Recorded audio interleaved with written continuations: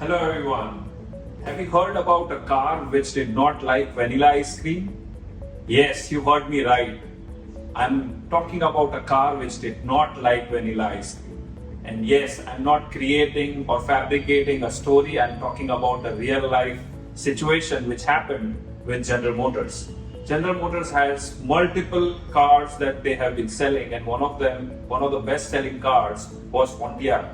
And it has multitude of customers in the past. When that car was sold to so many customers, there was one customer which came back and complained that the car does not start when he goes to buy vanilla ice cream. It works perfectly fine when he goes to buy any other flavor, whether that is chocolate or strawberry, or for that matter any other flavor. It works perfectly fine. So he raised this complaint to the customer's service cell of General Motors, and as it may sound crazy and funny, the customer service cell scrapped and ignored the complaint. But then this customer was a little persistent, and he wrote again to the same cell saying that it may sound silly and crazy, but let me tell you, this is a real life situation which is happening with us. So that's where the Pontiac president took it a little seriously and said, let's investigate what could be the reason behind this. So he sent out his best service engineer to visit the site and explore and investigate what could be the probable reason. So that's where, when this service engineer, who was a smart chap, visited the customer, he was little surprised, I would say pleasantly surprised, when he saw the actual service engineer on the ground. And he took the service engineer along with him to buy the strawberry ice cream. And as the situation might happen, when he reached there, when he came back after buying vanilla ice cream, the car really did not start. And that's where it was really surprising. So the service engineer said and promised that I will come back again every night till this particular situation is resolved. And that's where he came the next day, when they went to buy strawberry ice cream. The car worked perfectly fine. The next day, they went to buy chocolate ice cream. The car worked perfectly fine. But the third day again, when they went to buy vanilla ice cream, the car did not start. And that's where the customer service engineer was really surprised, and he was shocked that how could a car not like vanilla ice cream? That's where he started taking notes. He was a smart chap, smart engineer. He started taking notes. What was the fuel that was used? How much was the distance? What was the time of the day or the night, for that matter? And he took all detailed notes, and that's when he realized that it was actually the time taken for the customer to get vanilla ice cream as compared to the other flavors.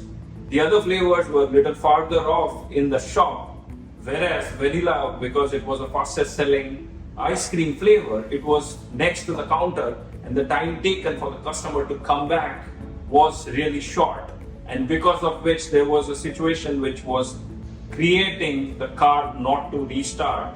It was the vapor lock in the engine which was stopping the car not to be starting again. And that's where this situation was identified and rectified later by the General Motors team. So it may sound funny and crazy, but it was a real life situation which happened on the ground. The reason why I'm narrating all of this to you is there are so many interesting takeaways from this situation what we just heard. The first one I would want to highlight to each one of you is that no complaint is silly. Let us take a note of such customer complaints that we might be receiving. The first and foremost important point that one needs to keep in mind is that we need to capture all the customer complaints and ensure that they are resolved to the logical conclusion, because a customer is always right. The second lesson here I would want to highlight is that whenever there is a situation, whenever there is a challenge, the first and the foremost thing that one needs to do is visit the Gemba. Go to the Gemba, the real place where the action happens. And that is what happened when the customer service engineer from General Motors team visited the actual site where the actual action was happening. So similarly, whenever we face any challenge on the shop floor, the first and the foremost thing that one needs to do is visit the shop floor, visit the Gemba. And the third and the most important lesson is I would want to highlight here would be to speak with data. That's what the engineer did. He captured a lot of information. He captured data and he spoke with data which was relevant, and it was not based on any estimate or assumptions. And that is what we should be doing whenever we are faced with any business challenge in our day-to-day professional lives, or for that matter in our personal lives as well. So that's why I wanted to share this very interesting episode, and I hope we pick up some life lessons out of it. Till the time we meet again, I will take a pause for the moment. I wish all of you a very wonderful time ahead, and let's start focusing on creating fabulous world and crafting growth opportunities around us. Thank you so much.